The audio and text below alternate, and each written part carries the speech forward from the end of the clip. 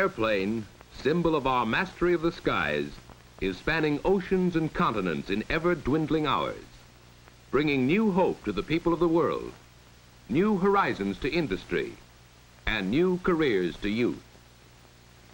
For air transportation has proved itself a vital factor in the social and economic life of modern civilization. It is a rapidly expanding industry embracing many trades and professions, an industry employing thousands of persons. For example, to keep each airliner in the air today, over 100 workers are needed on the ground. Many of these are engaged in office work. Of this number, the reservations department comprises a specialized group. It is here that flight schedules, rates, reservations, and related subjects are communicated directly to the public by telephone. The work is interesting, but requires tact, sales ability, and a pleasant, well-modulated voice. Another reservations job is at the ticket counter. Here, however, the duties include the actual issuing of tickets through direct personal contact with the public. As in many departments, the work is handled in shifts, for around-the-clock service characterizes the industry. Passengers for TWA flight 928 may now board their plane for New The welfare of the passenger is of paramount importance. To care for his needs, men known as transportation agents are employed. Well trained in government and airline regulations, they have often gained their experience in previous jobs such as cargo agent, reservations representative, or similar work. Through on-the-job training, they learn how to prepare flight movement reports and coordinate the dispatching of passengers, mail, baggage, and freight.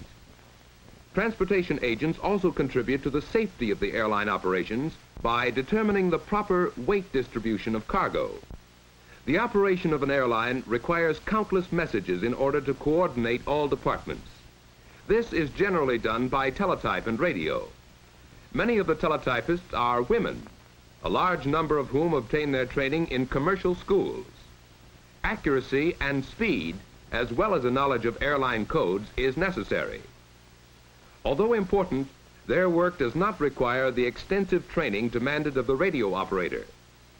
In addition to operating, he must be able to maintain and repair radio and telephonic equipment.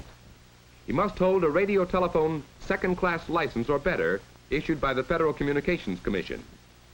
The radio operator keeps in close touch with planes in flight, advising them on such things as operational details and weather conditions. Using weather balloons and various recording devices, the United States Weather Bureau gathers nationwide climatic information and sends it via teletype to airlines throughout the country. The information is then charted, analyzed, and interpreted into weather forecasts by the airline's meteorological department. This work requires specialized college training and unusual accuracy in judgments. But the key figure in all flight operations is the flight superintendent. He is the man who decides whether the planes will fly or not. He releases all planes on his division, follows their progress in the air, and keeps the captains or pilots advised of conditions affecting their flight. The flight superintendent, together with the captain, plans each flight in detail. This exacting work calls for a pilot who is also a qualified dispatcher, certificated by the Civil Aeronautics Authority. In addition, he must have an accurate knowledge of communication facilities. His responsibility is great, for he coordinates all flight operations to achieve these objectives: safe, swift, and dependable air transportation. But the safety of operations also depends upon the proper maintenance of planes. For this reason, many skilled mechanics must be employed. Their work is highly specialized, and those who direct or supervise such work must hold a federal government certificate and rating depending upon the type of work they do. For example, mechanics qualified to supervise work on general maintenance, including dismantling, welding, or fabricating, must hold what is called an A, or aircraft certificate. Others, who supervise and approve engine work only, are required by the Civil Aeronautics Authority to hold an E, or engine certificate. But no matter what their chosen field may be, regular apprenticeship courses or equivalent technical schooling is required. However, planes need more than mechanical attention, for they must also be washed, cleaned, and polished. This general utility work calls for no special training and is done by fleet service helpers. Thus, only through regular and thorough maintenance can the airlines provide the service and schedules upon which the passengers depend. The arrival and departure of planes is regulated by dispatchers in the control tower. These men serve as traffic coordinators, keeping congestion at the field to a minimum. They are employed by the federal or local government and must hold a certificate which signifies their knowledge of air traffic regulations. For those young men who enjoy working out of doors in all kinds of weather, there are opportunities as ground crew members. Fast work in refueling and servicing of planes is required. Ground crewmen, as well as cargo handlers, need little training, but should be able to maintain simple records. Cargo handlers must know how to load cargo properly, according to its destination. In other words, what comes out first should be loaded last. Yes, there are many workers essential to air transportation, but throughout this number, the flying crew is perhaps the most colorful group of all. An important and familiar part of this crew is the smiling hostess or stewardess who anticipates the needs of every passenger. A hostess must be a person of charm as well as capability. To qualify on most airlines, she must be healthy, single, and between the ages of 21 and 28. She must be between 5 feet 2 and 5 feet 6 inches in height and of normal weight. Girls who are accepted receive special training in the rudiments of flight regulations, air routes, meteorology, and aeronautics. To be eligible, at least 1 year of college or 3 years of equivalent business experience is necessary. A knowledge of foreign languages is becoming a definite asset with increasing worldwide air routes. When the passengers are aboard, the ground crewmen clear away all service equipment in preparation for the takeoff. One by one, the huge engines roar into action as another giant of the air prepares to thunder down the runway.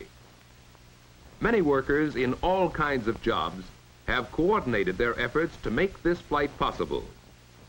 But without the skill and knowledge of the pilots, the plane would never leave the ground. These men with wings represent but a small number of all airline employees. Their qualifications are high. Perfect health is essential. They must have hundreds of hours in the air and an intimate knowledge of aeronautics and related subjects. The competition for this work is extremely keen, and only those with unusual ability and experience can expect to find employment. The majority of job opportunities are to be found in airline passenger service. However, freight and air express services are expanding rapidly to meet an increasing demand for swift transport of medicines, perishable foods, furniture, and hundreds of other products. And in the future, this branch of air transportation will offer employment possibilities for pilots, as well as many others. But opportunities in air transportation are not restricted to large airline organizations. Many small companies and individuals maintain private planes, providing transportation or feeder service between local points. In work such as this, there are jobs for pilots, field managers and airport engineers, mechanics and helpers, CAA control tower operators, link trainer instructors, flight instructors, and many others. But the need of training and education for the better positions and higher paying jobs cannot be overemphasized. Colleges and specialized schools throughout the country maintain facilities for teaching different phases of air transportation. The armed forces offer exceptional opportunities for young men to acquire skill and experience in many aviation jobs. Technical books, trade magazines, and government publications provide current information and trends in air transportation.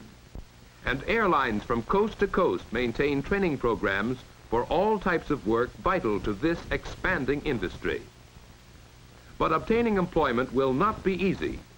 Competition for jobs is great, and the total number employed is comparatively small. However, the industry makes up for this by the variety of jobs it offers. individual qualifications are a deciding factor. And if you want to learn and earn your living in a youthful and romantic industry, air transportation presents a challenge and an opportunity for your life work.